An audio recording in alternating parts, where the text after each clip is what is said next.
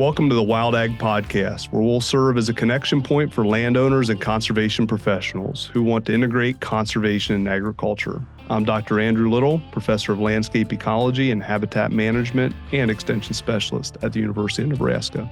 And I'm Nate Pfluger, Precision Ag Coordinator for Pheasants Forever and an avid outdoorsman with friends and family in my free time.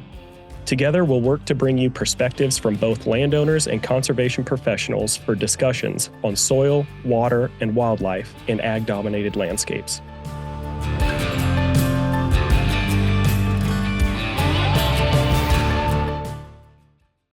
Welcome back to the Wild Ag Podcast. Wow. My name's Nate Pfluger, and I'm joined with my co-host, Dr. Andy Little. And today's episode I'm pretty excited about. It's actually what I would call the next installment in our nitrate series. We had Crystal Powers on, Research and Extension Communications Specialist at the Water Center here in Nebraska. And she did a really good job just setting the stage of the nitrogen issue, how nitrates get into our drinking water. And then we wanted to bring the conversation full circle and have some good news. So how can producers, landowners work to implement practices on their operation to, make a difference, right? So keep some of that excess nitrogen out of the groundwater. So today we are bringing Jackson Stansell on, CEO and founder of Sentinel Fertigation. So Jackson, please introduce yourself, give us a little background, and we'll go from there. Absolutely. It's great to be with y'all today. I appreciate you having me on. I had a chance to listen to that episode with Crystal, and it was really informative for me. I actually learned a lot about the nitrate issue just listening to her talk about some of the history. I learned a little bit about fertigation and when fertigation really got started, even though it's been our business for the past several years. And in my research, I learned some from her. So it was really good, a really good episode, I thought. I guess maybe just a little bit on my background. I'm originally from Southeast Alabama. I went to Harvard to play football, got an engineering sciences degree there, focused initially in biological engineering with a chemicals and materials focus. So was thinking I was going to go into biofuels, possibly biomaterials. Ended up having a summer internship at Iowa State that was great, but showed me I really didn't want to be in a lab all day and got me connected a little bit with production agriculture. And went back to campus, kind of rebuilt my undergraduate education curriculum just a little bit, went down a cross-disciplinary route that combined environmental engineering and biological engineering to try to model after Cornell's bioenvironmental engineering program. So that's kind of the direction that I ended up going, and really focused on remote sensing. And had an opportunity after my junior year in undergrad to come out to the University of Nebraska to do an internship with Dr. Richard Ferguson and Laura Thompson over in the agronomy department. Spent the entire summer working on an on-farm trial that was looking at nitrogen rates after a rye cover crop, and we were using drone imagery and handheld sensors to kind of quantify how the crop was performing in those treatment areas. And I just absolutely got hooked. Started learning about the nitrogen issue, learned a lot about how precision ag works, loved the people that I met out here in Nebraska. And ultimately that led to me working remotely with the On-Farm Research Network, and then coming to the university to pursue a master's in ag engineering under Dr. Joe Luck. So that's what I did in 2019. Had a chance to get started with a research team over in biological systems engineering and agronomy that was working on a corn board funded project, also in partnership with the Dougherty Water for Food Institute, that was basically investigating how we could use multispectral imagery to schedule nitrogen applications through fertigation. And that's pretty much been the focus of my research, and now is the focus of Sentinel today. And it's all focused on the nitrate issue, like what y'all brought up. So it's a little bit of my background and how Sentinel came to be. That's awesome. Yeah, that's really cool to see and hear, thinking about just kind of that, kind of what that passion you have from and now in your company that you had. And I think it's also back to Nate's point earlier with the nitrate issue. That's something we really wanted to focus a lot on, because that's obviously a pretty substantial issue, not only here in Nebraska, but other states as well that are dealing with similar types of issues. And how can we try to be more precise and be more strategic and try to mitigate some of those potential impacts? So, yeah, that's good. Yeah, from you learning about the nitrate issue, I'd say later on in your college career, junior year, like you mentioned, you've come a pretty long ways. So that technology that you started out using your junior year, was that relatively new technology in the agricultural space, or had it been around a while? That's a great question. Really, a lot of the technology that we're using today around remote sensing for nitrogen management started as early as like the 70s and 80s, right? So like people had some of these ideas with airplanes as early as those times, but our sensing technology, our platforms for capturing that image, that information at scale, have drastically improved over the course of the last 2 decades. So Nebraska was actually on the forefront of a lot of this sensor-based nitrogen management back in the 90s. There was a professor by the name of Dr. Jim Sheppers, who was affiliated with the University of Nebraska but was with the USDA ARS, who originally started looking at some of these concepts for how can we use reflectance of the crop or how chlorophyll content is being read off the crop to inform these nitrogen applications. And over the past, 2 to 2.5 decades, that research has been built upon, and it's transformed from what was originally handheld sensors where people were walking out in the field with bulky equipment and measuring, very specific parts of the crop, to now with our technology today, getting thousands of data points on a daily basis across the entire field with a satellite, and being able to track time series trends and changes that are happening at large scale, and then being even more site specific to what the needs are of the field, depending on where you are, soil types, local climatology, topography, those sorts of things.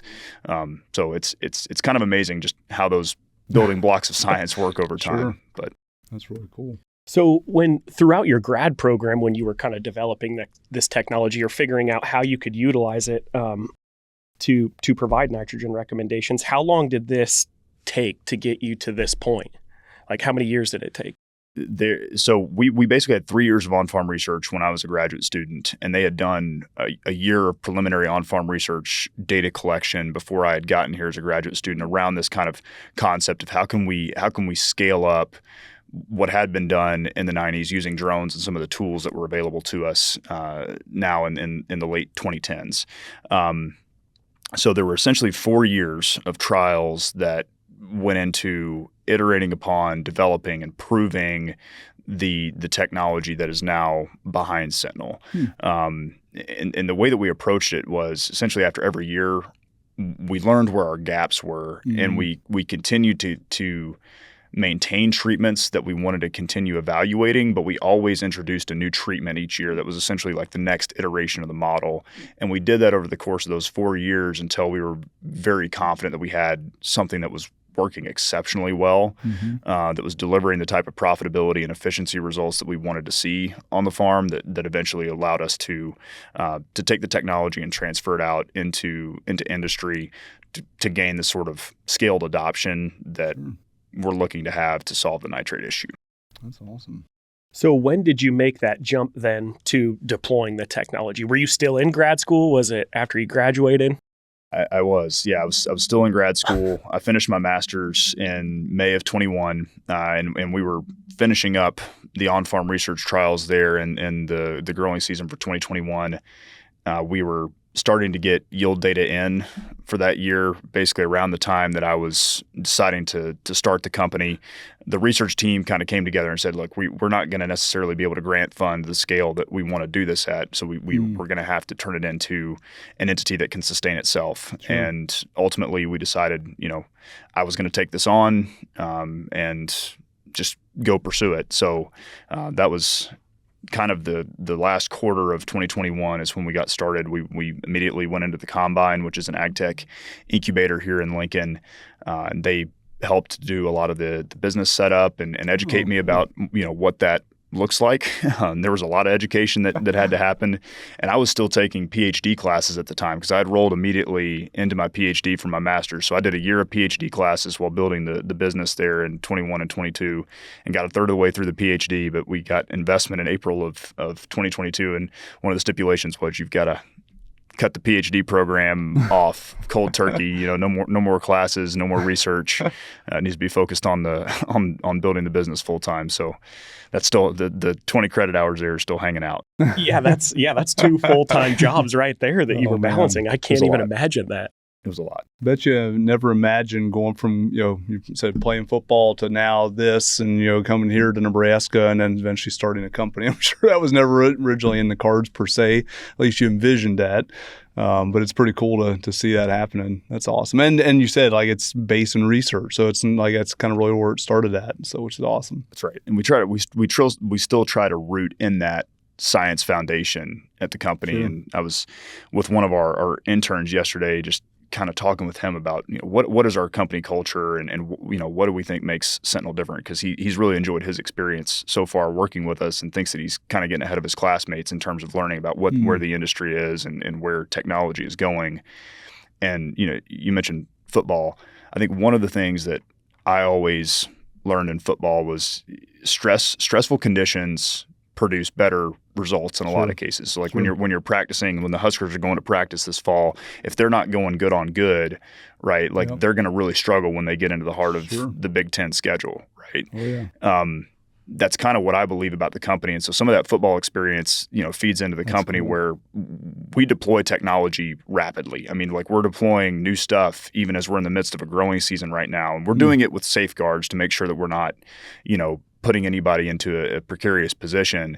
But what we've learned is if you only deploy things that you've simulated that work and only have done it in a trial context, you never actually solve the real problems that growers are facing day to day and never figure out how to meet them where they are on those problems. So we're big on getting good on good. Let's go meet their problem right now where they're at, create the conditions that force innovation, right? And like that's what we're doing at Sentinel every day. Yeah, and I mean, that makes sense. Just like you started with on-farm trials, right? Actually being out in the field working with producers. I mean, that's what you need because not a lot of the time, but sometimes research isn't scalable, right? Or just because it works in a small plot doesn't mean it's going to work on an 80-acre field or bigger. So that's really neat that you just keep pushing the envelope. And I also, I was add really quick to that. So the On-Farm Research Network, I think that's another thing, that UNL, and I know other institutions have similar types of things, but I think it's such a great tool and a great outlet because it's really, like you said, it's meeting the producer, working with them, talking through the issues that they're having. And I've actually met with Adam Lisi, who's managing that now. And I said, well, I think there's some opportunity for conservation, enrollment there and thinking about ways we can think about like full season cover crops that Nate works in and things like that we could test out. Because again, it goes back to, testing like a small isolated plot versus like, let's test this on somebody's operation and kind of address them with that issue. And then like you were talking about working through those challenges real time, knowing that there's always going to be unique things from say eastern Nebraska to western Nebraska, or if you're in Alabama or you're up here in Nebraska or in North Dakota, there's always going to be challenges and kind of making those unique little engineering developments to fix those problems. So absolutely. Yeah. And what UNL has done with the On-Farm Research Network is absolutely led the way for other universities like Ohio State that have developed similar programs, but UNL has been on the cusp of that. That's a great call out. That's really cool. So we talked about a little bit of the technology, but what is Sentinel's mission? What is your company's mission? Our mission is to create win-win solutions for farm profitability and environmental stewardship. And specifically right now, that's focused on win-win solutions for farm profitability as it relates to nitrogen and nitrogen stewardship. So that is really what we focus on completely. We don't think that they are mutually exclusive outcomes. In fact, in most cases, profitability coincides with better stewardship. The question is, do you have a tool that can help you mitigate the risks that come with changing management to get to better profitability and stewardship? So that's really where we try to fit in. And kind of reading up on your website before this episode, it seems you use the End Time software. That's kind of what is helping you make these recommendations. Is that correct? That's exactly right. End Time is basically the nexus where we automate all of the collection of remote sensing data, crop data, where we run all of our algorithms on the back end that automatically generate insights as far as the nitrogen status of the crop in real time that measure how that nitrogen status is changing and make recommendations about whether or not an additional application is needed. Basically, is nitrogen actually a limiting factor for your crop, and is it going to be? And then ultimately automates the prescription process as well, whether that prescription is just this is the flat rate that you need to apply to the entire field to satisfy crop demand, or is this a site-specific prescription where we're actually going to target the right rates in different locations of the field based on potential. That's really cool. Yeah, that's awesome to see it. And that really speaks even to like my lab, the awesome lab. We're trying to find ways that we can basically bridge production ag and conservation. We need both of them, and we need, especially in that sustainability side, find ways that we can work directly with producers, just as you're doing, to illustrate that with nitrogen management, and finding ways that we can help them ensure that overall profitability, but doing that in a sustainable way. And I think that's such a cool way of utilizing all that technology, remote sensing imagery, and all those different things you mentioned about earlier, to be able to take and help them be very precise on what they're doing. So yeah, it's good. Yeah, and you mentioned stewardship, right? And I mean, I believe that's huge, especially when we're talking agricultural inputs, right? Because those affect more than just that field or that producer's operation, right? So I mean, your company is more so for just the whole entire public, not just the landowner itself. Absolutely. And we've been very intentional about the word that we use to describe stewardship, right? Because you can kind of throw sustainability out there. You can throw a lot of different words out there that generally describe doing what's better for the environment, doing what's better for society as a whole. The reason why we've landed on stewardship largely is stewardship is being a caretaker of the land. It's being a caretaker of your family, of your operation. The financial stewardship is something you hear about in the church, right? Often, sure. or with an organization. And so it encompasses a financial element too. And I think a lot of farmers really do see themselves as stewards of the land. And when you focus on stewardship instead of just sustainability, which has gotten so mischaracterized and caught up in a lot of other narratives, sure. You really, I think, turn some people off. Whereas with stewardship, almost everybody I've talked to can really get behind the idea of being a good steward of the resources that we've been given. So that's really why we've been intentional about that approach. That's really good. What crops are you currently deploying your software on? Corn is absolutely our bread and butter. That's where we've focused to this point, but we do have a lot of different crops that we are deploying the solution on. We've done oats, we've done rye, we've done wheat. So pretty much any cereal grain is addressable at this point. We'd love to get some rice trials. We just haven't been able to get that figured out quite yet. We do have some cotton fields under management. We have potatoes. Potatoes are actually a really quickly growing crop in the software. Potatoes are very commonly fertigated, so it's a pretty natural alignment with what we've been doing to this point.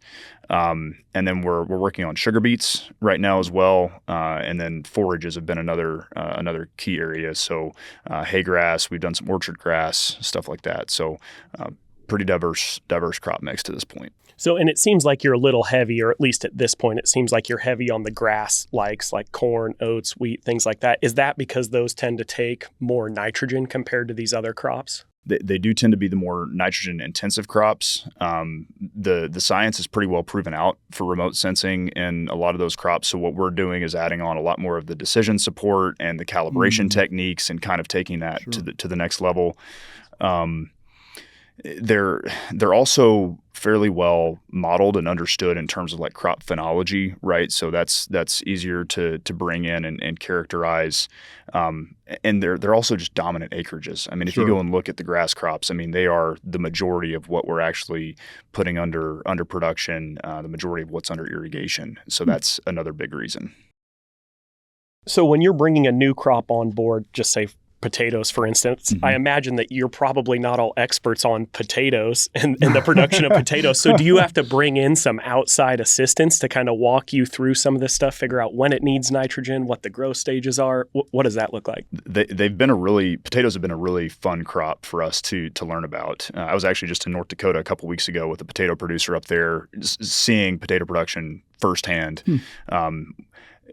Surprisingly, growers and agronomists in these crops often will reach out to us and say, hey, I think this will work in potatoes and kind of here's why, right? And so then we sit down and have a conversation with them, kind of tease out, okay, what does your current nitrogen management program look like? What are the things that are affected by nitrogen in this crop that we need to be aware of, right? Is it crop quality? Is it starch content? Is it, essentially like node elongation in the crop? What are the different parameters that we're looking at here? And so, yeah, it's a lot of conversations really with that eventual end user that we have that inform us about, okay, what are the problems? How do we need to characterize this crop? And then what we do is we'll go to the literature and we'll kind of start building and assessing and kind of doing some of our own research to figure out how we want to characterize this internally, mixing in what they've told us and then what we can go and find on our own. And then the process from there is basically a feasibility assessment, figure out, can we actually sense what we need to sense to inform this? Then we go to a pilot, right? Can we actually make decisions that are going to benefit this crop? And then from there, it's just maintaining validation. We're really big on continuing to validate. We run a ton of on-farm trials every year. I want to say we've got close to 50 on-farm trials this year that we're running as a company with different partners. And so we're really big on continuing to validate the technology, make sure it's working the way that it should, and proving it in these different geographies. That's awesome. Yeah, and I think it's so important. We're working on some other tools within our own lab, and that validation is so critical because it's like you obviously want to constantly make that product better and better over time, and recognizing that if you go from one region where it was originally developed at and you got to expand and broaden that, you mentioned North Dakota, it's going to be a little different environment, different challenges, environmental challenges there, and thinking about how do we make this work very well in this system. So that's really cool. And I mean, there's so much to that. I think more than I've even given it credit for. And our technology is built to scale fairly well across geographies because we have a calibration approach that's pretty much built into the technology. It's fundamental to it. But what we're seeing as we get into different geographies is there are things that we just haven't accounted for within that calibration, right? So like as we're going into the Pacific Northwest, a much more arid environment in a lot of cases where they're growing potatoes and sweet corn and other crops, they're constantly moving pivots. And I know Western Nebraska is kind of that way, but I mean, these guys are irrigating like 24/7, right? And what you start seeing in imagery is you actually will see the pivot moving through the field, and you can make out 100% the areas that have been irrigated and that haven't. Right. Wow. And so you start getting some noise that you really don't get in environments where you get semi-adequate rainfall, you have good rooting depth, and you've got soils that really hold on to that moisture long term. So those are some examples of like how that geographical difference really matters. Sure. Yeah. Yeah, I would have never thought about that. So it seems like just like regular research, right? The more on-farm trials you have, the stronger your, can we call it an algorithm, gets to be able to make those recommendations. That's exactly right. And so there are two different ways that we kind of use this stronger algorithm. There's a very empirical nature to what we do, where we are looking at this as a human and saying, does this intuitively make sense, right? I'm reading this book. Gosh, I can't even remember the title of it right now. I think it's the Algorithms to Live By, the Computer Science of Human Decisions, right? And so it's talking about basically how all these underlying computer science concepts really are things that we naturally do as humans when we're making decisions. And I was recently reading a chapter on overfitting, right? So you can overfit models to where they're way too confined and too specific to a specific area. And essentially the statement that they were making is it's almost better to have intuition about how the process should work and inform that with a little bit of data than it is to have so much data thrown at a problem that you fit to all of the patterns in the data. So we try to be pretty empirical about when we're looking at these on-farm outcomes.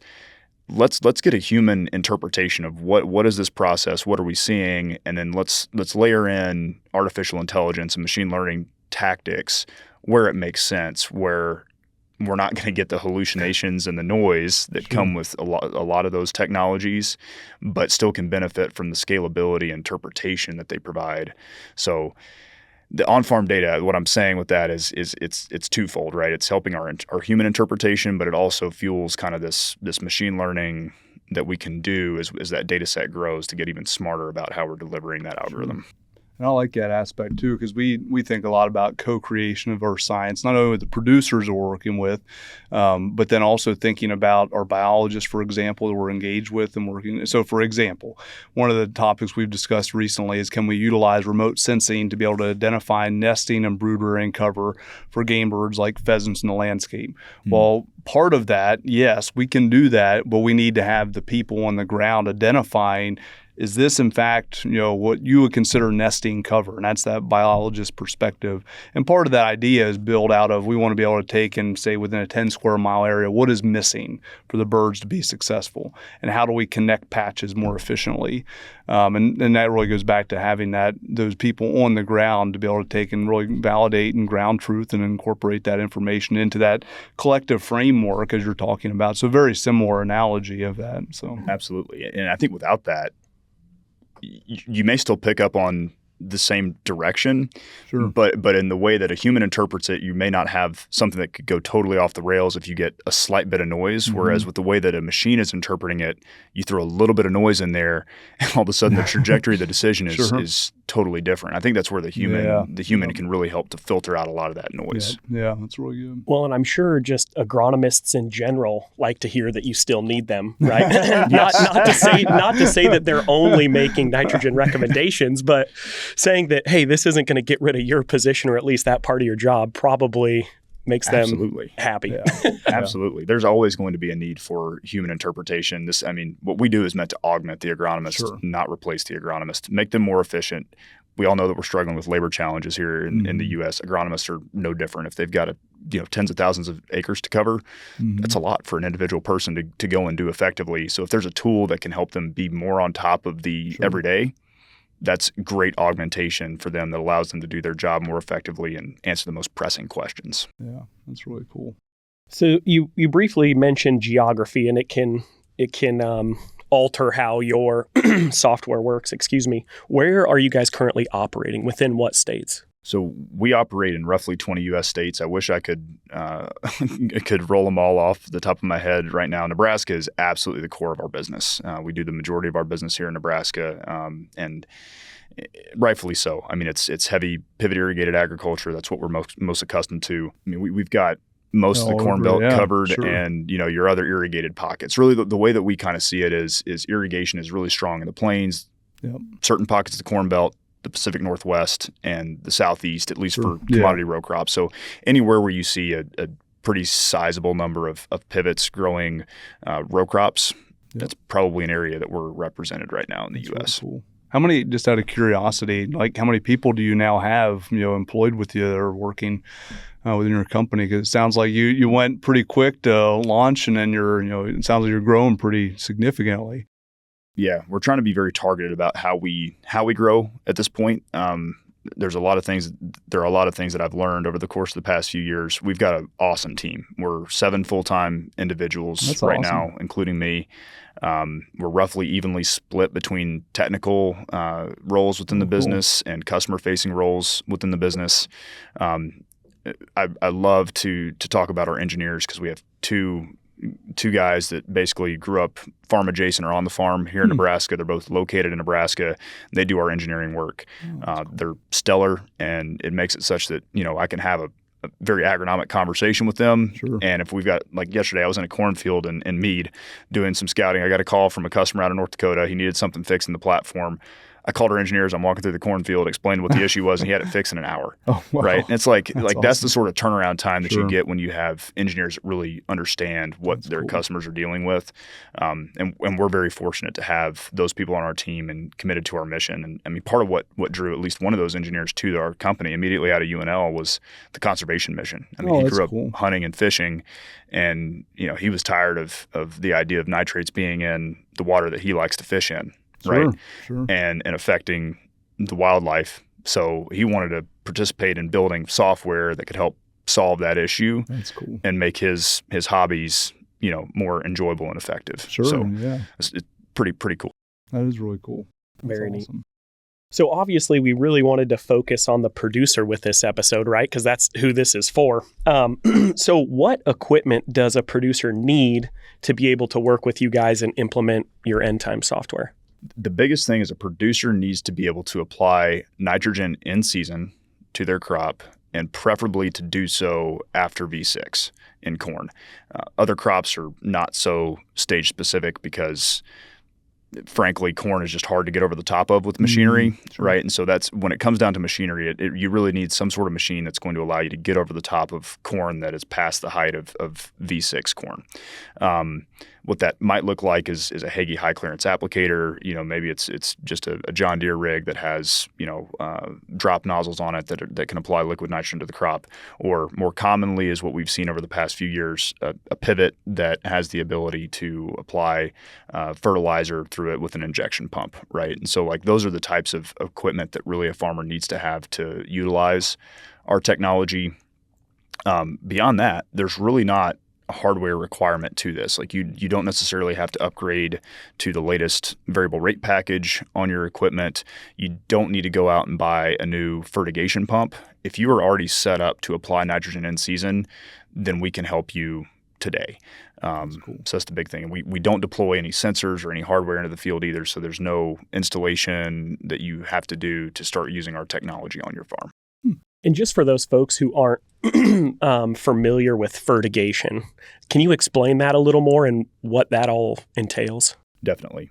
So fertigation is the process of applying fertilizer through the irrigation system. It's pretty self-explanatory word. I actually like the way that a lot of our Spanish and Portuguese friends say it, which is fert irrigation, right? Because it even makes it more explanatory, right? Yep. So the way that fertigation works, there are all sorts of different regulations that your local regulatory bodies have in place regarding what your irrigation system has to have on it to make it safe for applying chemicals through the pivot. You've got to have backflow prevention. You've got to have a vacuum relief, low pressure drain.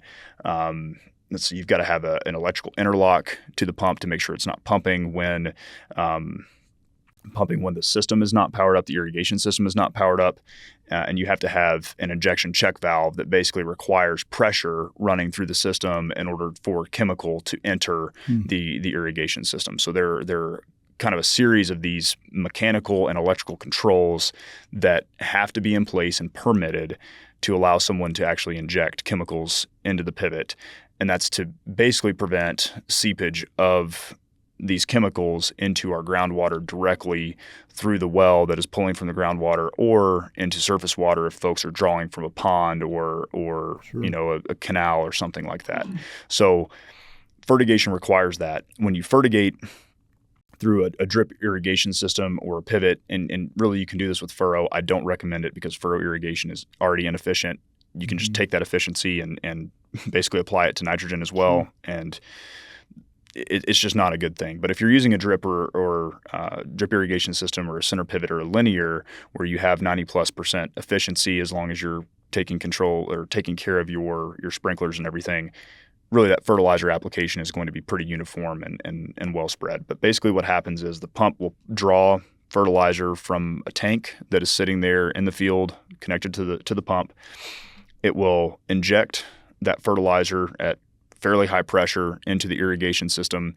That high pressure injection and the velocity of the irrigation water will help to mix all of that fertilizer together, pretty much spread it evenly through the irrigation water. That irrigation water then travels either through all of your different zones of your drip system that are on and active, or through the entire lateral of your pivot or linear.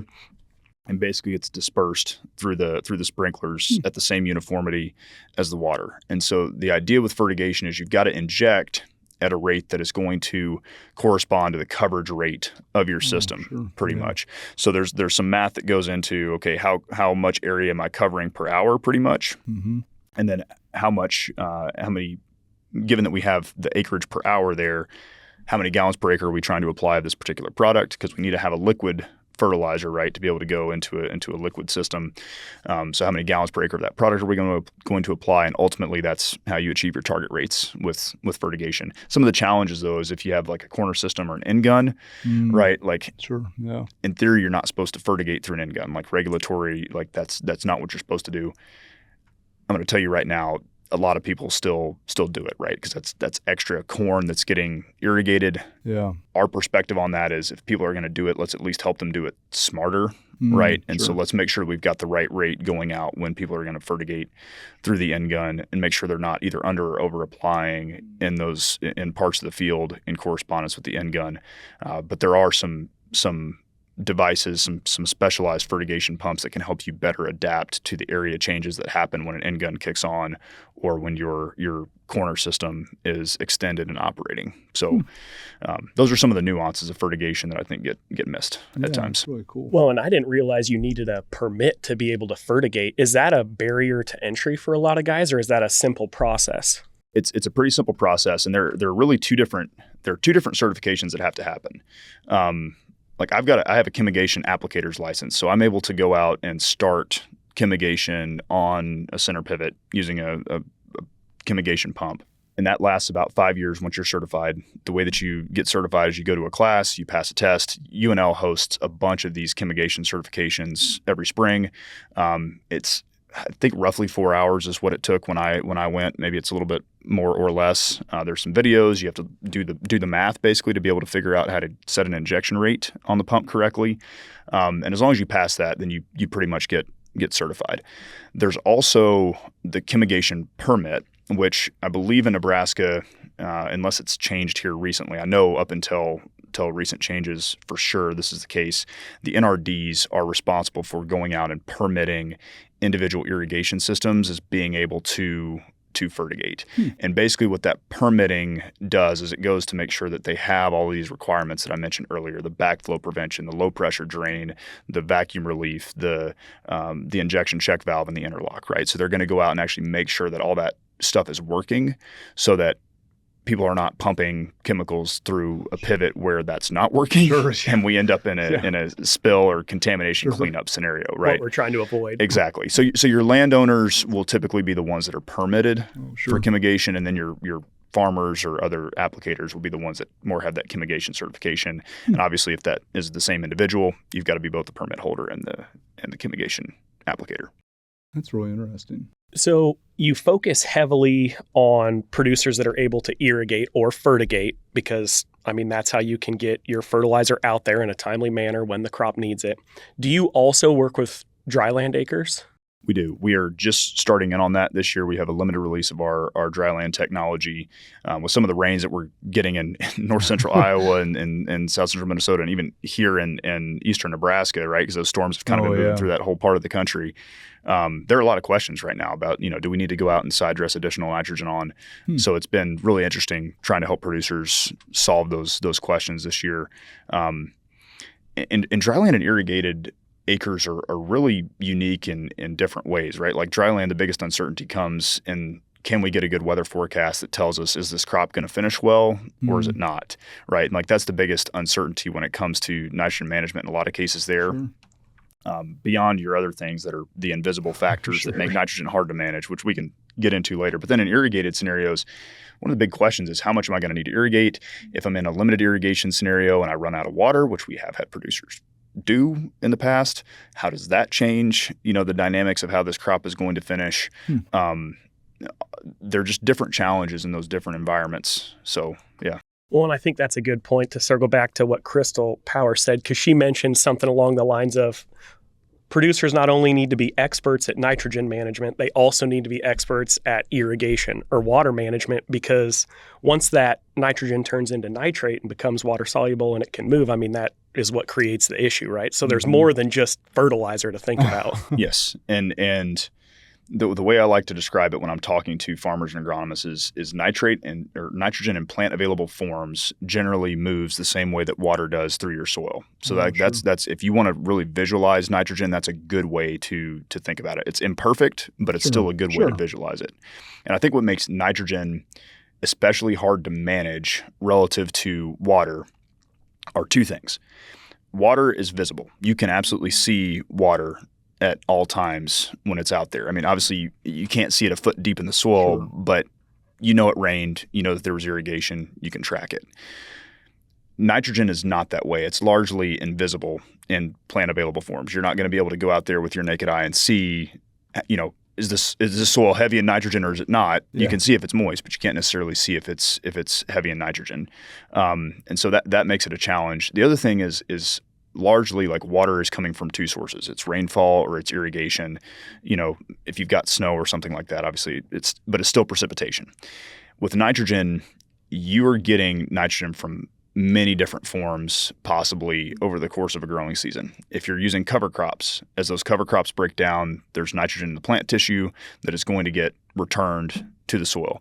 If you have applied manure, there's likely nitrogen in some form in that manure, obviously different concentrations, different animals.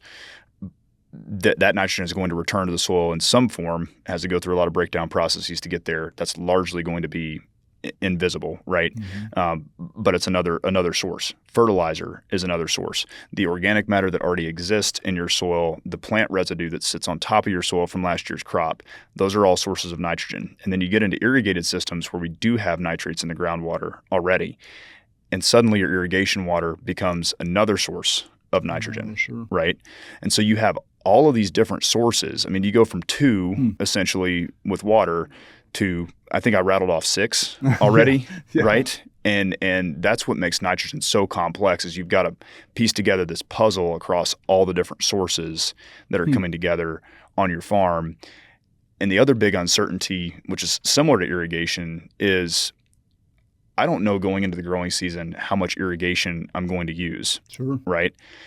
The calculus that a lot of growers are trying to make with nitrogen, especially if they're doing all their nitrogen application up front or they're not using a data-driven system to inform their plan, is they're trying to figure out how much do I need to credit to my legume crop? How much do I need to credit to my plant residue? How much residual do I already have in the soil? They're trying to go through this entire crediting process and do this mass balance, essentially, to get to what the right answer is, when they don't really know how the season is going to progress. They don't know how much rainfall we're going to get. They don't know what the temperature is going to be. And it would be foolish to say that I'm going to go into the season and say I'm only going to irrigate 8 inches no matter what, right? Unless I have an allocation. Like in that case, sure. Right? But if I'm going to go into the season like that, nobody would do that with irrigation, right? But that's currently the way a lot of people are thinking about nitrogen. Is like, I'm going to do this no matter how the season plays out. And that really ultimately is the problem that we're trying to solve at Sentinel, is instead of you having to do all this crediting approach, let's use data to actually tell us in season, how is your soil progressing? How is your crop progressing? And let's make a plan to change the plan, right? Let's go in with a strategy, but we're going to use data to really adjust that in real time and fine tune it to where we're not only applying 8 inches of irrigation, we're maybe applying 12. Well, we're not just applying, 200 pounds of nitrogen. Maybe we can afford to back that off to 160 and still get to that potential, or maybe even exceed the potential we went into the season thinking we would have. That's really cool. And that actually brings up another analogy I've been thinking about, is because we use for a lot of our wildlife management work, and we use National Land Cover data set, which is basically created annually now. And one of the things that you find is, because of how intensive our agricultural systems are, you can have a patch that the satellites are saying is there, but in reality it got removed because maybe, we're going to take this out this year. And so we're trying to utilize satellite imagery to basically get near real time to what the wildlife are experiencing. So we're not using systems that are essentially, which I think, again, nothing against an LCD. I think it's great for especially large scale things, but I do think that there's a need to get more real time, just as you're using there, to help them make that decision. Because there are so many, just all the things you're just talking through. It's a lot to think through as a producer to make all, and that's just one piece of the puzzle. In a sense, you got all these other pressures. You're, okay, what do I need to do here and there, and trying to make. How do I make that real near-time decision to make sure I'm doing this most efficiently and ensure at the end of the, I'm going to get a crop off of here that's going to make it profitable for my operation, and I'm not going to be losing a lot of money. That's incredible. Well, and to your point right there, right? Like on the way over here, we're dealing with dryland stuff in Iowa right now, and it just now occurred to me. We talk about doing stuff live, right, and creating that condition for innovation. There's drain tile in Iowa. We don't deal with drain tile here in Nebraska, right? Okay, well, when you have drain tile, it fundamentally changes how water moves through your soil. What did we just say?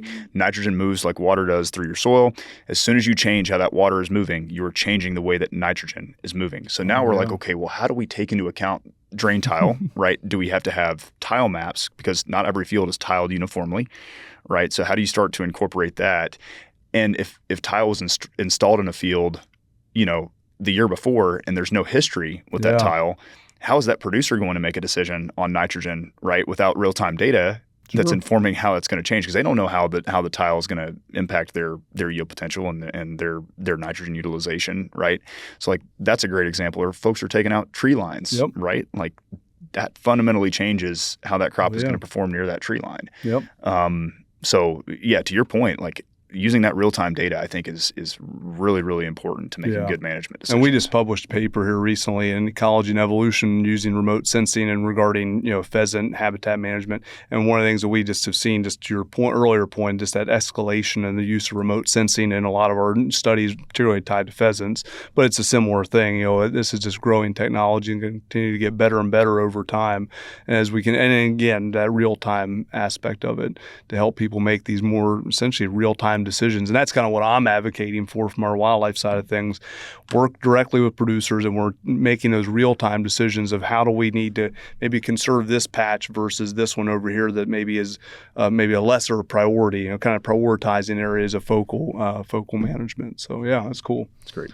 Yep. When it comes to implementing this on dryland acres, are you really watching weather patterns then and communicating with growers like, hey, you should get out and broadcast your fertilizer or whatever because the rain's coming? Because I'm assuming that water is probably the biggest factor on dryland. Yeah, there are kind of two different ways that we're looking at weather right now within our system.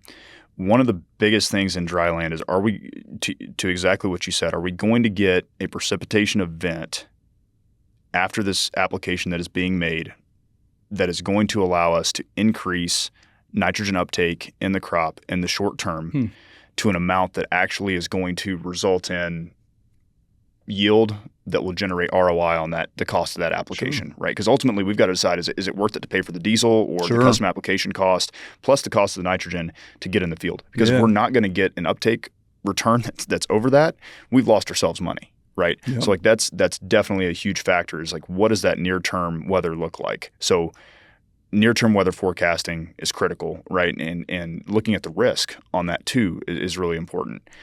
And then if you think about how the crop is going to finish, we've got to be paying a lot of attention to what are those seasonal weather trends, right? What does the climatology say? What do these actual extended forecasts say? So yes, weather is a huge, huge deal.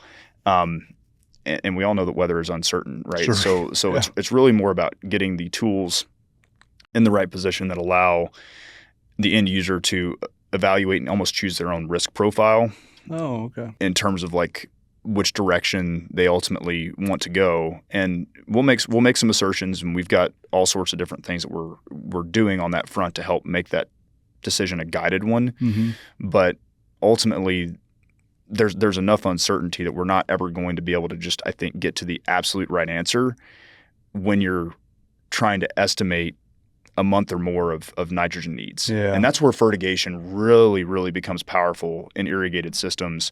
Or if we think about short stature corn, if that ever really becomes a thing in dryland systems, and that allows us to get over the top of the crop all the way through the reproductive stages, that's ultimately the only real way to get this right, is to continue spreading those applications over smaller and smaller decision intervals, which is what fertigation allows us to do. We really can make a decision on a daily basis, and in most cases, it ends up being on a weekly basis about whether or not we're going to apply additional nitrogen. And then you don't have to estimate what is the weather going to do 2 months from now. It's just saying when we need it, we'll apply it if there's a high enough likelihood of it getting into the crop. And that's ultimately where I'd love to see people go from a technology perspective. Sure. The reality is there are labor constraints, equipment constraints, and so on and so forth that we've still got to solve for in the near term until that becomes a practical reality. That's really cool. I was just going to add there, just different ideas pop in mind. Do you guys, so in the weather side of things, so you're obviously relying on forecasts and things like that. Do some producers have their own weather stations or rely on things that are more local to their fields as opposed to kind of maybe, county level or whatever that may not be as precise? Absolutely. There are definitely producers. I mean, I can think of at least 3 off the top of my head that have weather stations, deployed at multiple fields across their operation to get a sense of how weather's progressing on their farm over the course of the season and in real time. There are also some great weather station networks that have been, established, like the Mesonet systems. Yeah. I mean, it's pretty amazing that we have that sort of system as a country. Yeah. And the better weather informatics that allows. Absolutely. And Nebraska and North Dakota especially have done a great job with their parts of the regional Mesonet system. I mean, Dawn in North Dakota, and I believe it's the HPRCC, High Plains Regional Climate Center that's based here in Nebraska. I mean, both of those are awesome weather station networks that producers have public access to, which is pretty amazing when it comes to thinking about historical and current weather conditions. Absolutely. Yeah. Yeah. And I mean, to get that free, that important information, I mean, that's got to be just a little bit of peace of mind there. Right. For growers who are listening to us right now, does end time take a lot of management from their end if they're going to implement it on their operation? And the reason I ask that is maybe a lot of producers that are older, they might not want to implement a new technology because they're worried that it's going to take a lot of learning or things like that. What do you have to say to that? The biggest learning that producers have to do with our system is they have to change the way that they think about nitrogen management. It's just that's always the biggest educational flip that I think we have to make. And it doesn't happen usually in year one, right? Like we've got to get through year one and get them into year two for them to really see, okay, this is actually how this works. And I mean, we focus and we try to improve our education on that, but sometimes you just have to learn by doing, right? And the reason why what we do from a nitrogen management perspective is very different from what a lot of people are used to is most of what people are doing from a nitrogen management perspective right now is yield goal based or soil sample based, right? We don't use either of those factors in our system. We don't take any yield goal, and we can use soil samples if you have them, but we really don't need to take those into account to deliver the recommendations that we do. All of that is based around our Sentinel plot approach, which is basically dynamic calibration. So really the hardest thing that a farmer has to implement on their operation to make this technology work is they have to put in these Sentinel plots within a fertilizer application prior to using our remote sensing technology right now. These Sentinel plots are paired nitrogen rich and nitrogen poor areas of the crop. So to make that really tangible, if a grower is putting on 100 pounds of nitrogen per acre via strip till to their crop prior to planting, what we would ask them to do is in certain locations in the field, increase that rate to 160 pounds of nitrogen per acre, and right next to that other area, drop the rate to 70 pounds of nitrogen per acre. And what that allows us to do is basically look at a range of nitrogen rates and how they impact the reflectivity or the reflectance coming off the crop at a very basic level. That allows us to basically transform that image from a vegetation index that is very dependent upon different hybrids, for example. Like every hybrid is going to have a little bit different greenness. The vegetation index is going to show that. So if you're making interpretations on nitrogen just off the vegetation index, you're likely going to be wrong. Because it's not the crop's response to nitrogen, it's just how green is it getting, right? So what we do is we get it into a space where we're actually characterizing how is the crop responding to nitrogen, right? So that's why we need to have those plots. And really making that application with the plots in it is the hardest thing that a farmer has to do in this. Once they report that data back or confirm that those plots have gone in the field, everything else is automated. We automate the satellite imagery acquisition. We send text message notifications when there are updates in the system. They can log in. All the analytics are completed for them. We produce trend lines on sufficiency. We interpret maps. We provide maps of where the sufficiency is located in the field, and we ultimately distill it down even to a decision of like you should apply more nitrogen or you should not apply more nitrogen, right? So it is stoplight simple once we get past that plot establishment. But that is really the hard part. And we try to make that as easy as possible by providing prescriptions that can go into a monitor. But really, even if somebody doesn't have variable rate capabilities, they can still run field link strips. And we can also send these out through pivots, right? So there are a lot of different ways that we could do this. Something I'm excited about that's on the horizon is the ability to calibrate without these plots going into the field. So when we talk about earlier the use of artificial intelligence, that's one of those areas where artificial intelligence becomes really powerful as you get a lot more data. Sure. So we are actually deploying a pilot version of that this year to see how well it performs. And we should have all the science completed and have it ready to deploy next year, which will just further reduce that burden on the farmer to where all we're really going to need is a field boundary, and we can help you. So in those scenarios, you're basically just stacking years of data on top of each other, and then you know where each one of those areas is at as far as what ends there and what's not. Absolutely. That's amazing. And of course, talking about this, I know how farmers are going to think. They're going to think, oh, what are they doing with my data? Are they selling my data? All this other sort of stuff. So I want to be very clear that data ownership is really important to us. Yeah. The way that we view data is it is co-owned by the farmer and by Sentinel. Any data they put in the system, they can export, and we actually give them basically like the outputs that come out of our system as well. So if they really wanted to go and export all that, it's all downloadable, right? Yep. As long as it's a derivative product, we can't just give away some of the raw stuff that we get from our providers. But if it's a derivative product, you can get it out of the system. Sure. But what comes with that is we also own the data to be able to improve upon basically the product that we're delivering. Yeah. But we have an ag data use agreement that every single user of our system implicitly signs to when they create an account that says we are not allowed to sell your data to a third party without your explicit permission. Permission in that agreement, but another permission. Right? Yeah. And we are adamant about not providing that data to anybody else, right? Like that is the farmer's data. We just want to use it to deliver a better end result for them. So that's our stance on it. No, that's awesome. And that's really important. I think you bring that up because that definitely is a concern, and I know I've talked to folks about this in the past, particularly around yield monitor data and, thinking about who's getting that information and, what are they going to do with that. And so I appreciate you mentioning that. I think it's really important for producers out there to hear. Definitely. So I really like the point that you brought up. You're not focused on a yield goal, which a lot of people are going to say he's crazy, but ROI, return on investment, is far superior to a yield goal.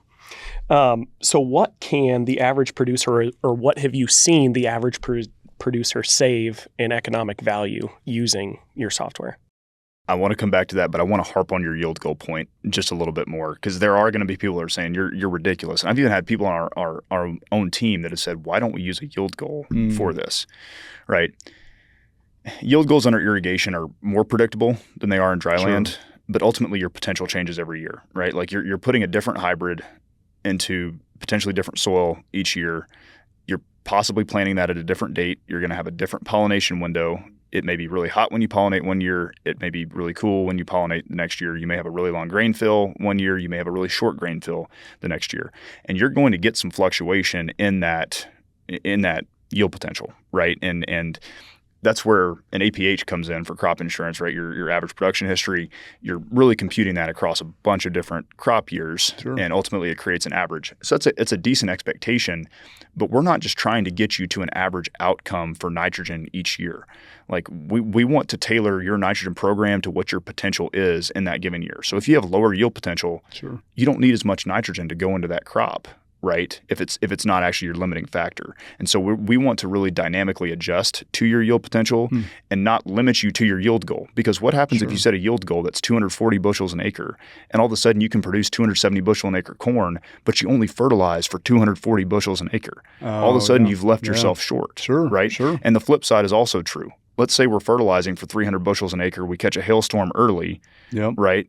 All of a sudden our yield potential is cut back 50 bushels an acre. We're still going to grow out of it. We're still going to produce maybe good corn, right?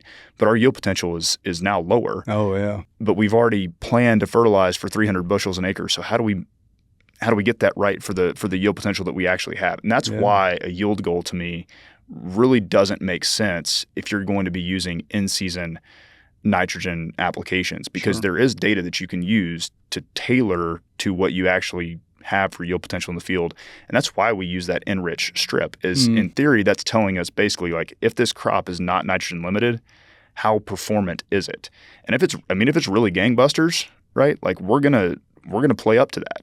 Yeah. If it's not, then there's no point. Oh, sure. There's no point. We're not going to over fertilize. So like that's really where this concept of no yield goal comes in. And using that, like we're optimizing for profitability. Yeah. So ultimately what we're seeing in on-farm research right now over 6 years is $23 per acre is the profitability improvement that we're getting. Now, what I want to call out here is this is against really good producers. Last year, the producers that we performed on-farm research with had an average NUE of 0.68. Okay, we averaged a NUE last year 0.59 pounds of nitrogen per bushel in our on-farm trials. Right, like that's basically half a pound per bushel being produced. The UNL algorithm starts out with 1.2 pounds of nitrogen times your yield goal, right? And of course, they credit off of that. And I think that's what a lot of people forget about the algorithm is you need to go take your credits and account for it, right? But physiologically, UNL is basically saying that to produce a bushel of grain, you need 1.2 pounds of nitrogen. So if we think about that NUE in context, these producers that we're competing with are basically having already, they're taking in half that physiological nitrogen response. Sure. From what I've seen in the data across the state, most Nebraska producers are somewhere between 0.9 and 1.1 for their NUE. So if you were to take and extrapolate out a 0.59 NUE, which is what we average versus the average producer, and let's just give them the benefit of the doubt and say it's 0.9, you're still getting about a 33% NUE benefit, right, using this technology. Yeah. And the profitability numbers we're talking about in on-farm trials are against those really good producers, right? So $23 per acre is kind of what, if you're a good producer that's doing a great job with nitrogen, that's still the benefit on average that you're going to gain. What we've seen with our commercial data is typically that average is much closer to $40 per acre is what we're seeing. And we've seen improvements as high as like $200 per acre in terms of nitrogen. That's obviously somebody that's been over-applying nitrogen by a huge amount, right? But we've seen that. And we've even seen in on-farm trials where it's $60 an acre. I mean, we had a field last year, producer wasn't putting on enough nitrogen. We recommended an additional 23 pounds per acre. It's not a lot, but it benefited them 18 bushels an acre in terms of yield across the field. And there wasn't a single one of the grower treatments that yielded as well as the Sentinel treatments on this field, and it brought home $61 more an acre, even accounting for an extra application cost to add that extra nitrogen on. Right? That's really cool. Like that's why, again, the yield goal approach and the planned approach doesn't always result in the highest profit. Sure. Well, and this just also, this whole conversation today speaks to part of our emphasis of this podcast is really taking and driving innovation, thinking about and talking with people like yourself who are, really pushing that, proverbial needle to get, use technology and be able to help them producers make these strategic decisions real time and help them make that, more efficient at the end of the day. And as you mentioned, that return on investment is so critical because that's at the end of that, that's really what it is. And I think that's one of the things that we've talked about in some past episodes is that if you're not from a farm, you didn't grow up on a farm, you don't live on a farm, you don't really realize a lot of those pressures, and also you're not necessarily getting a paycheck, every month or every 2 weeks like a lot of folks are. And so thinking about you're having to predict some of this stuff out in time and hope by fall harvest you're going to be able to accomplish X, Y, and Z. And you have so many other variables that, to me it's like you're putting together a very complex puzzle and you don't have the picture on the box to kind of say this is what it's going to look like. No. And you're trying to figure out how do all these pieces fit together so this works the best and most efficiently for my operation. And oh, by the way, it could change in season and it could also change throughout from one year to the next. It's not going to necessarily look exactly the same. So 100%. That's really cool to kind of how you're leveraging that technology. So it's such a challenging thing to put together. And I mean, we're thinking through this all the time as a company, right? Because we'd love to see everybody using our technology because we do believe it is really going to help achieve better nitrogen management. But at the end of the day, I mean, farmers are taking on risk whenever they do something new, and at least that's how they perceive it to be, right? It's much more comfortable if there's something that's in their control for them to kind of keep it in their control and do what their experience has always informed, especially when you have so much riding on it, like what you just talked about. I mean, really, it is their livelihood, it's their family, right? Like it's a big deal, and like we really don't advocate in most cases for people adopting this across their entire farm in the first year because there is that first year learning curve, right? Where you kind of have to adjust your management style to some extent. Like you've got to start thinking about things just a little bit differently. And if you're doing that alongside multiple other management style changes, like what you're talking about, where they're really trying to put all the pieces in this puzzle, it gets hard, right? Yeah. If you're doing it on everything wholesale. So yeah, it's not an easy position that farmers are in when they're trying to figure out how to solve these Yeah, problems. and I think it also is kind of I keep tying it back to wildlife since I'm a wildlife biologist. Thinking about a landowner adopting a conservation practice, we always advocate small steps. Kind of you're saying about like try it on the field, like okay, maybe enroll in this conservation program, or maybe burn this patch this year. It's like taking those small incremental steps, and don't just kind of expect you got to do everything, because that's not really what you want to focus on. You want to get really good at that kind of small step and small scale, and then you can start expanding out and then refining that over and through the years or whatever. So that's a really good point. It's cool. Yeah, and I just think an average of $23 an acre saved, I mean, that's big money if you're talking across your whole operation. Oh, I sure. mean, yes, and roughly speaking, it's about a 2.5x ROI on what folks are going to pay for the technology, right? Wow. So it's a really strong value proposition, and that's just on the nitrogen savings front, and not some of the other ancillary benefits that we see to the system with better application tracking, Sure. being able to use the imagery to identify potential issues with irrigation system performance, right? Like we see that sometimes where you have sprinklers that are just not performing very well. You can use the imagery to detect some of that, right? Management zone generation is another thing that folks will use our technology for, right? So there are a lot of other ancillary benefits that don't even really get factored into that ROI calculation. But to us, it kind of speaks to the fact that in ag, right, like software for software's sake is really not a very strong proposition. Ultimately, it has to do something to your bottom line. And ultimately for us, nitrogen is the bottom line thing we affect the most. So that's where we're going to measure that ROI change for the farmer. well, and getting into some of those other benefits, obviously ROI is extremely important. You need the farm to be profitable to be able to still have a farm. But I think at the end of the day, producers are dealing with a huge amount of stress with everything they have to manage. Not only do they have to think about fertilizer, water, weather, the price of whatever they're growing, their commodity, being able to just not think on what nitrogen or the fertilizer that you need to put out there has to be a huge peace of mind. So, I mean, that would be a savings in itself, I would think, just some reduced stress. We talk about confidence a lot as a really key value proposition for the technology. In some cases, producers just use this to be more confident in the plan that they went into the season with. And maybe they don't end up varying the plan, at least in the first year, but it tells them that the plan is operating the way that it should. Sure. Their crop is sufficient. They're not losing, right? They're not behind.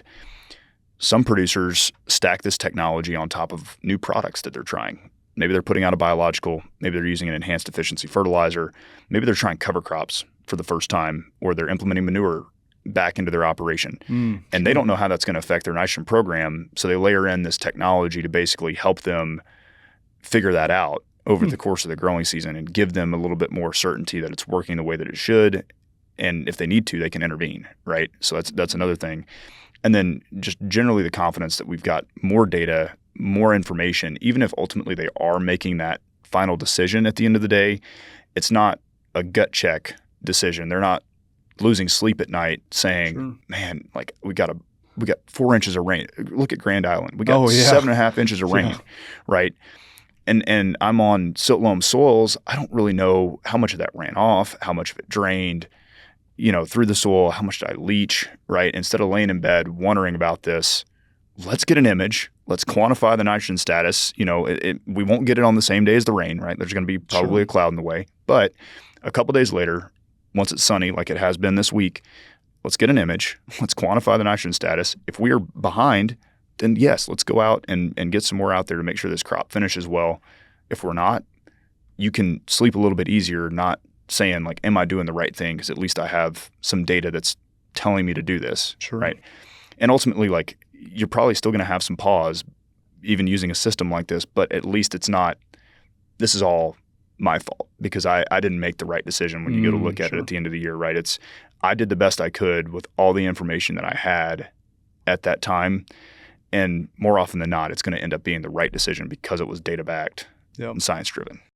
Well, and like you're saying, maybe the producer doesn't follow that recommendation the first year, but after they see it work, I mean, years 2, 3, 4, and 5 and on, maybe they are following those recommendations, reducing their N, That's right. and then increasing water quality, right? That's exactly right. Have you guys worked with anyone to quantify the increase in water quality because of your software? We have attempted that. It's really difficult to really quantify that change in water quality as a result of the software. Number one, you've got to get to a certain density of fields in an area, right, that are under management to really be able to say, like, this is what's driving this change. Number one, if you're going to really do it at landscape scale. We attempted to do this in on-farm research using lysimeters, right, where you would actually put a tube in the ground that would gather water that was leaching out, and you'd go and pull a sample, and you take that nitrate, basically you take it to the lab and get it nitrate tested, right? And so we tried to compare that across different treatments. We've done like pre-planting and post-harvest soil sampling to look at residual change. But all of this is just, it's really, really difficult because with lysimeters, you start getting preferential flow, right? And it starts really creating very noisy data. So we'd love to be able to do this at like a landscape scale, right? Some of these soil moisture probes are starting to come out with like a electrical conductivity measurement on them. So you can kind of see if there's a pulse in electrical conductivity, you can almost correlate that to a leaching event and kind of see how that nitrogen is moving through the soil, which I think is going to lead towards better quantification of really how much are we getting past the root zone. But I think in order to really quantify how much of an impact it's making on water quality, we're going to have to look at somewhere like the Central Platte Natural Resources District, where we have a pretty shallow water table in most cases, where you can see these sorts of like nitrate changes over the scale of 3 to 5 years, and where we are starting to get a density of fields enough that you could say this is making an impact in this particular region. That will be really interesting to see how those nitrate concentrations continue to progress over time. But ultimately, the way that we quantify this is if you're being as efficient or you're being more efficient, right? You're producing the same amount of yield on less nitrogen, or basically more bushels per pound of nitrogen. At the end of the day, what that's saying is we're putting less nitrogen in the soil and still getting the same output. So what the math fundamentally says is we're losing less to the environment. Sure. Whether that's less to the environment from volatilization or that's less to the environment through leaching and runoff, that part's harder to quantify, but we at least know that we're putting less into the environment just by improving that efficiency. So that's ultimately what we come back to is probably the best measure of what the impact is that we're making. Without a doubt. And I wonder, maybe in Iowa, like you're talking, where they have the tile fields, maybe comparing that outflow of the tile compared to another field that doesn't have your product on there. Maybe that's just an easier way to quantify some of that, because that would be really neat information to have. That's a great point. But like you're saying, if we know we would have applied this much and we're reducing it to this, I mean, obviously right there, you know you're winning. Let's change up gears a little bit. What does the future look like for Sentinel fertigation? And I will have another question following that up, but go ahead. Sure. Yeah. The future of Sentinel is interesting. So we are now Sentinel Ag. So as of yesterday, we officially announced that we are changing the name of the company from Sentinel Fertigation to Sentinel Ag. This kind of reflects the broader mandate we feel like our customers have given us to solve nitrogen problems on their operations. A lot of producers that are fertigating are not fertigating every acre.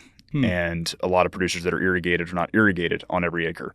And ultimately, they want to have the same system in use across all of those acres if they end up adopting it across their entire farm, so that it's a management style that they're accustomed to, and it scales better, right? So we've gotten that feedback. We've also gotten feedback from folks that just really think we can solve the dryland problem better. So with that, Sentinel Ag stops allowing people to walk by us and say, well, I don't fertigate, so this isn't for me, right? Now it's okay, these guys are using remote sensing and crop data to make informed in-season nitrogen guidance, right? And I can go talk to them because I do apply nitrogen in season and I need help. Sure. So that's a big thing for us. So the future is somewhat now moving into Sentinel Ag. Some of the other things that we're investigating right now is as you start to look at nitrogen management, one of the natural questions that comes out of what we do is we now know that nitrogen is not our yield limiting factor because we've been told to reduce applying nitrogen because the yield potential is not there to justify it. So the natural next question is, what is my yield limiting factor? Right? Sure. Yeah. Right now, we can't answer that question. We can just tell you to go and ask it. So that naturally leads producers to say, okay, well, am I deficient on phosphorus? Am I deficient on potassium? Is there something I need to change within my micronutrient program? Is sulfur limiting me, right? So what we're looking at Sentinel is how do we start to answer some of those questions that we feel well equipped to answer. In-season applications don't make sense for all nutrients, and because of our focus on in-season applications, right, like that's kind of where we're going to continue to sit in our wheelhouse. But there are a lot of nutrients where you can see the benefit of an application in season. So we're starting to evaluate how can we provide some sort of guidance for those other in-season responsive nutrients. So that's one area. The other area that Nate, you brought up earlier, the intersection of water and nitrogen, right? Like there's something big there. Yeah. What we have heard from a lot of folks is that there are two main issues with probes, soil moisture probes for informing irrigation. And this is also true really in dry land where we're trying to understand soil moisture as well. People will even put out probes to just understand, like, should I go plant or whatever. Is the field workable?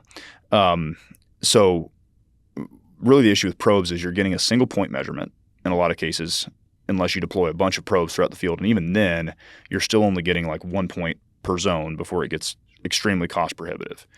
The second thing is you've got to install these probes, and you also have to take them out of the field before harvest so that you don't run over the probes and destroy your investment, right? Yeah. Or you got to pay somebody to do all this.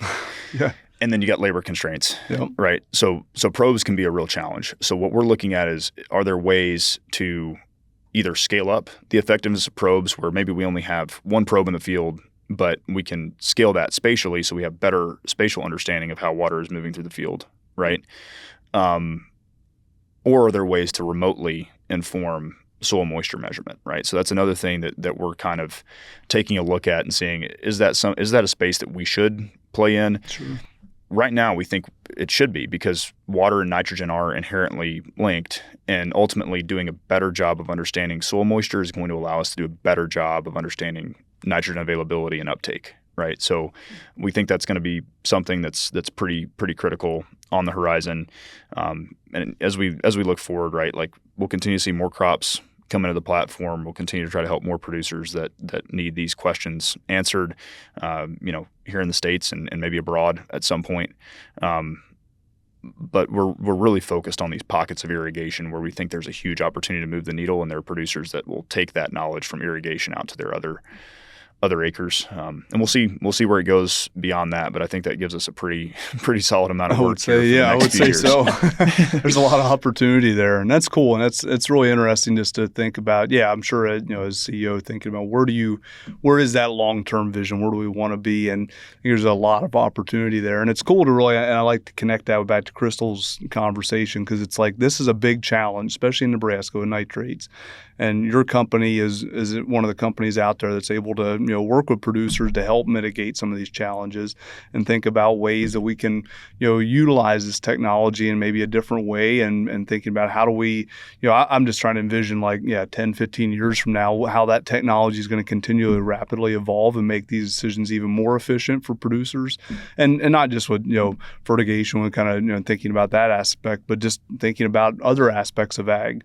How can we be even more efficient with what we're doing so that, like, for example, we're putting fertilizer in there, that plant is taking up what it needs, and we're not applying more. We're doing it very strategically and doing that at a large scale, not the little field trial scales, but doing that at a large scale across a large landscape, and seeing how we can utilize technology to really advance and be very efficient with what we're doing in the landscape. So to me, it's really, the future is very bright, I guess I'm trying to get at. So, you start thinking about the expensive applications we're doing for fungicide, for insecticide. Oh, sure, Farmers agonize over that decision. Do I need to put a first fungicide on? Maybe I need a second fungicide, sure. Right? And last year, there were a lot of claims that doing a double fungicide really paid, right? But is that going to be every year? Sure. How is that going to affect me if it doesn't pay? Sure. Right? Like those are really hard decisions, and I don't think we've even really gotten into the precision area on that at all as an industry. And those are additional chemicals that are going out that have probably implications for wildlife. Sure. And there are going to be increased regulations on that. I think we're observing that across the board. So there's going to be more pressure on those decisions too. and I want to hit on something that you said just real quick, which is this is not just a Nebraska problem, Sure. right? Like Nebraska is, truthfully, yes, there's a spotlight on Nebraska as it being a huge problem. Yeah. But I also think that's because Nebraska has taken very strong leadership and a Yep. strong stance on wanting to solve this Agreed, problem. yeah. And solving any problem first begins with acknowledging that there There is a problem. Yeah. Right. It's So true. Yep. Nebraska has acknowledged now, even at the highest levels of state government, that this is a problem. Mhm. Right. And I Sure. think a lot of states in the U.S. are behind Mm-hmm. on that. Maryland is maybe one of the only other states that has come out and said, like, hey, there's a problem in this Chesapeake Bay watershed. Yeah. Right. Yeah. And so like they've made that statement. But really, other than them, Nebraska is kind of on the Yeah. forefront. But what we're seeing right now is Florida. Florida has huge issues with nitrate in their groundwater, possibly bigger than what Nebraska has. The Suwannee River Basin, producing a ton of corn, cotton, potatoes, Interesting. a lot of nitrogen application. The current state recommendation in Florida, 1.37 pounds of nitrogen per bushel of grain produced, right? So that means if you're growing 250 bushels of corn, you're pretty much over 300 pounds of nitrogen per acre. Oh, wow. Right. And that's the state level recommendation. Sure. People are applying above this and they're trying to work people back down to this. Interesting. Right. Extremely sandy soils, a lot of Yeah. center pivots. Oh, yeah. They're big problems, right? Yeah. And you go and look at other areas that are heavily irrigated. The reality is there's more nitrogen going on heavily irrigated crops because there is the, supposedly the yield potential and the thought Yep. that we need to meet that yield potential. All of a sudden that nitrogen is going to start making its way into groundwater. So it's going to be a national, international Sure. problem. It's just more a question of, do these municipalities that are paying millions of dollars to remediate water, or these state governments that are starting to Yeah. recognize the issue, do they recognize the issue and want to solve it, right? And we've seen it happen in Europe. The United States typically does end up following Europe. Maybe it's a decade later. Maybe it's 15 years. We don't really know what that time scale is, but in Europe, there are already regulations Sure. about nitrogen. And I think it's only a matter of time until that does happen here. I mean, we're already hearing word out of Minnesota that Minneapolis is going to start telling people you've got a nitrogen cap, right? And you're Yeah. going to have information that justifies exceeding that. Yeah. So it's not just a Nebraska problem. It is definitely a national and Yeah. international problem. Nebraska, I think, is just taking a stance and being a leader in solving it at this Sure, point. yeah. Well, and I think that's important too. Is my wife's originally from Hastings, and they had put that big like $50 million reverse osmosis system in there, and it was because that need, and it's like, well, a lot of these small communities in Nebraska can't afford that, so it's thinking about, and that's one of the things I would totally agree with and credit the state of Nebraska is they're looking at this problem and saying, how do we mitigate this, especially moving forward? There may be some existing things that we may not necessarily be able to totally control, but moving forward, we can definitely think about innovative ways to address that problem. And yeah, I think that's a spot on point. And you mentioned like Florida, so I remember being down in South Georgia doing my PhD work down there, and very sandy soils, of course, a lot of cotton, and there's corn produced down there and other crops, and yeah, very, very sandy though, soils those producers are planted into. So yeah, you can kind of, if you want to think about those soils down there, think about going up to the sandhills of Nebraska. Yeah. And looking at your Valentine fine sands, your Yes. Valentine thermans, right? Like that's basically what you're dealing with Sure. down there. People talk about farming beach sand up here. Yeah. Literally down there, you're farming It beach is sand. farming You're only beach sitting sand. about Oh, an yeah. hour away from the beach. You so are, yeah, that is very, you're very dealing true. with it. Yeah. Oh yeah, very true. That's wild. I did not realize Florida had that big of an issue. And here in Nebraska, I mean, we've touched on it again, but it's neat that we've stood up. We said there's an issue because it's going to be a lot easier to change on your own than have regulations put in place. Sure. And, Yes. I mean, maybe it's tough to change, but it's still better to do it before you're told you're going to change. And the thing is, if you're a producer that does it before you're told to, you're not panicking, right? Sure, Because you have time to figure out, how does this new management affect me, right? Yep. And you don't have to just conform immediately. It's, I'm going to take the steps necessary to really understand how I have to manage under this new constraint. Yep. The producers that are not taking those steps, and if we're waiting until regulation, if you're going from 250 pounds of nitrogen per acre, just as an example, and let's say the regulation cuts off at 170, all of a sudden you're asked to cut 80 pounds of nitrogen per acre. what is your first instinct? And do you have the equipment to do in-season application? If you don't, you've got to start making a cost analysis of, do I go and pay for this equipment, or do I just apply 160 170 up front, hope for the best, and hope that I reach my revenue goal for the year because I've got to conform this year now. Yeah. Right. And I think that's the thing that goes understated about what Nate said is like, if you can be on the forefront and you can go ahead and start leading the conversation, which Nebraska is doing, right? And it's incentives, it's carrots, not sticks, right? Yep. That is going to position the state better from a farm profitability perspective because of that transition time versus widespread panic and just poor crops as the result of a misplaced decision on how to reduce nitrogen. Yeah. And I guess I'll echo one last point on that. I think that's one of the things I've kind of pushed since I started here in 2018 is truly Nebraska can be the world leader in precision technologies, precision ag, precision conservation, and we can truly show the world what you can do to optimize and create these holistic ag systems and doing this in the most efficient way possible. And then other states can see that and other countries can see, oh, I can do that kind of stuff. And I love your point there, thinking about doing that now as a producer, learning that stuff. So then you're not kind of panicking later on like, oh gosh, I got to make all these changes. I can kind of ease myself in. I can kind of do one field, then maybe the next year a couple fields. And it's just kind of learning through time. Yes. So that's a great point. And the producers in Nebraska they're on it, right? Sure. As we travel around, producers here are very advanced, right? Yeah. And it's really backed up by data. If you go and look at the precision ag adoption surveys, Nebraska, North Dakota, and South Dakota are consistently the top 3 states for precision ag adoption. That's cool. And to some extent, I think that's a little bit of the heritage of who was it that settled here back in the homestead days, right? Like these were people that wanted to make a change, wanted to go make a better life. They decided to take on the hard thing to go and be successful, right? And they're ultimately they're pioneers, right? Sure. Yeah. And I think those are the same producers that have that lineage, right? That are still saying we're going to be the pioneers, and they've had to operate in these really hard conditions. Like these are harsh conditions out here. We have great soil. It's awesome. It really helps. Yeah. But like these are harsh conditions out here. It's hard winters, it's high winds, it's blazing heat during the summer. Yep. Like it's not easy to manage, and it necessitates some of this precision adoption. And I think to your point, like that's why Nebraska is well positioned. It's irrigated and dry land. It's harsh conditions that require precision adoption, and it's producers that really understand how to run good operations that are able to take on some of that risk and lead the way.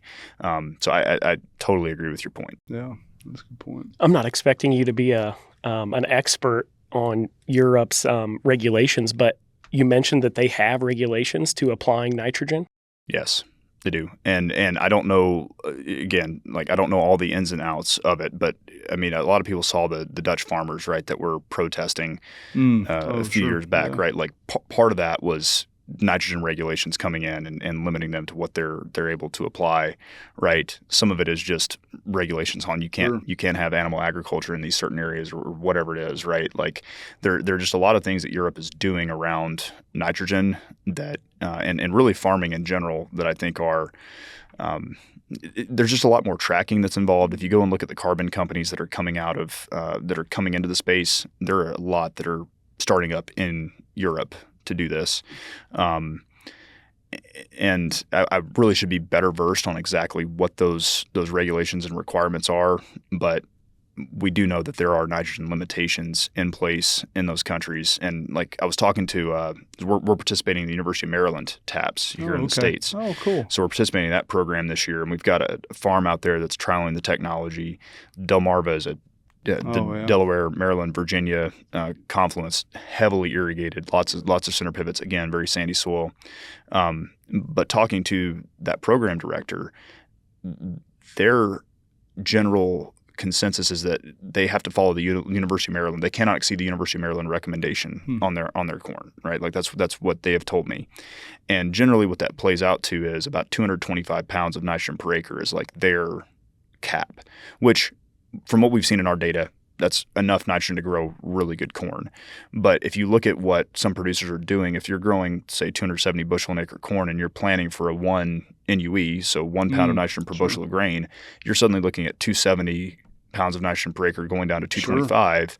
And that's a pretty significant, I mean, that's 45 pounds of nitrogen per acre. That's a pretty significant cut, right? And so we're already seeing those sorts of caps being put in place here in certain parts of the states. It'll be interesting to see how it plays out in individual jurisdictions, but there's definitely momentum around it and conversation around it. That's really cool. And steering us back to the future of Sentinel Ag, my last question in this area, have you ever considered working with growers to identify acres that shouldn't be farmed? And by that, I mean they are repeatedly losing money, maybe 0 to, I don't even know what bushel you want to put on it, but it's red year after year. Have you thought about having conversations with growers like, hey, maybe think about enrolling into the Conservation Reserve Program or just putting it into some sort of perennial because that's going to increase your ROI? Us ourselves as an entity, no. But me personally, I have had some of those conversations with producers, at least talking through that concept, like what would be necessary to make that decision. I paid attention to some of your work, Andy, like that's looking at these areas that we should take out of production. And there was a project that I think the On-Farm Research Network did around profitability mapping, right, and doing multi-year profitability maps to inform this. Geospatial data is super powerful for this. If you can take into account all of the different expenses that a farmer has spatially on a per acre basis and get revenue spatially, you can start to make some really good assessments of how much is it really taking me, how much would it take me to farm this area, and is that ever going to result in the kind of return that I need? I think what's really challenging about some of those conversations is there are technologies like drain tile, right, that can kind of change the calculus on that. And so people will look at, is drain tile going to be enough that I can start to get really good production in an area? For me, as someone that likes to hunt and fish, right, and coming from a family that likes to hunt and fish, and my wife's family is, I mean, they're in North Dakota, they love to hunt and fish. They love seeing little wetlands where ducks are going to come and settle down, and there's going to be an opportunity to go duck hunting, right? Like, and I think that's where you start to get into some conflicting needs between production. What are the technologies that we have, and making good decisions? But I think where that conversation can start to change, and there's some really interesting companies like Land Trust that are doing very neat stuff in terms of helping landowners maximize the value of their land. If you can start to turn that conversation from, well, the only way to make money is to grow crops on this area, to realistically, there are ways to make money by leaving this wild and bringing, maybe it's a hunting lease, maybe it's agritourism, I don't know what that looks like, but shifting that conversation from just the most revenue I can make off this acre is growing corn to maybe the most revenue I can make off this acre really is that hunting lease, or having people come to tour my farm, and this is a great place for them to eat and have a picnic. I don't know what it really looks like, but I think there are legitimate conversations to be had there, especially in light. I mean, I saw a tweet last year from a farmer that he was holding up a corn stalk at Walmart, one of these dried down corn stalks, right, that people are using for Halloween decorations, and they're selling this corn stalk for $5. Yeah. And he's like, the ROI on this is insane. Why am I growing any corn for grain when I could just grow corn stalks and sell them here for $5, right? And I think it's that same concept of there might be a better alternative use for this ground than growing a crop on it ever could be. Sure. Right. Yeah. And I think that's the conversation that we've got to flip. And maybe some of these tools, the geospatial tools, can help us flip that. Yeah, I totally agree. And I guess I'll add to that. I think that's an excellent point to kind of summarize our conversation today and think about, that again, driving that innovation for producers and finding ways that maybe you have some marginal acres, and maybe let's try something a little different. And that diversification of your operation. You historically look at like USDA NASS data, mid-60s, and of course crop markets have changed a lot of that, but mid-60s Nebraska's only had the largest diversity of crops being produced in Nebraska. Obviously now we're primarily corn bean operations across most of the state. So thinking about, okay, well, I have some marginal acres. Maybe I put that into an open fields and waters program with Game and Parks, or maybe I take and put in, a targeted cover crop in here and have cattle out here for grazing.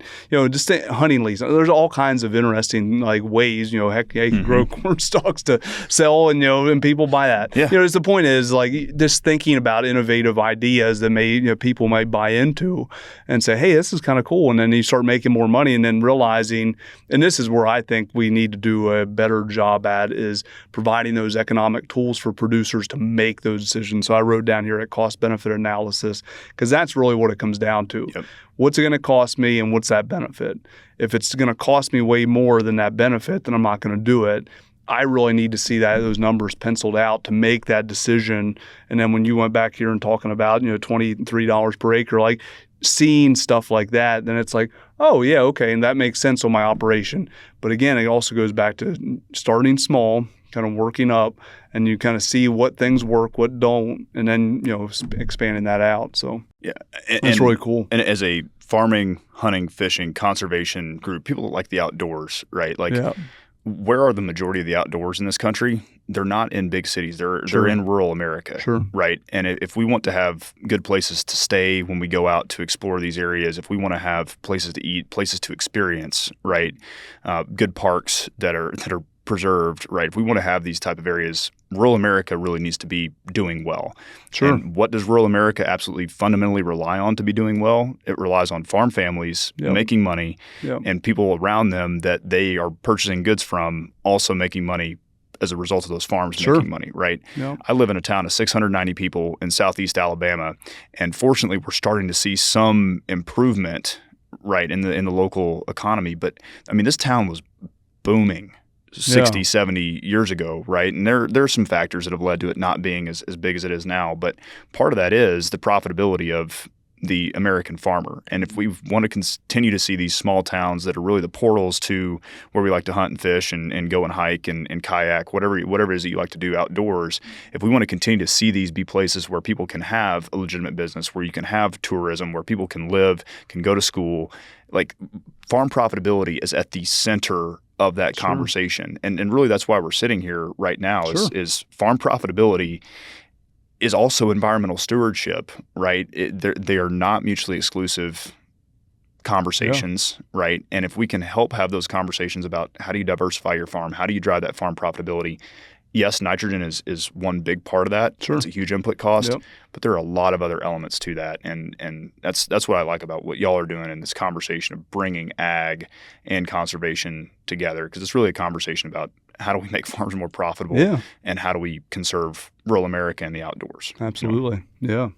I don't think I summed it up any better. Yeah, exactly. I had another comment, but I think I'm just going to leave it till next time. Jackson, join us from the podcast, right? Yeah, exactly. With that, do you have anything else you want to say before we sign off?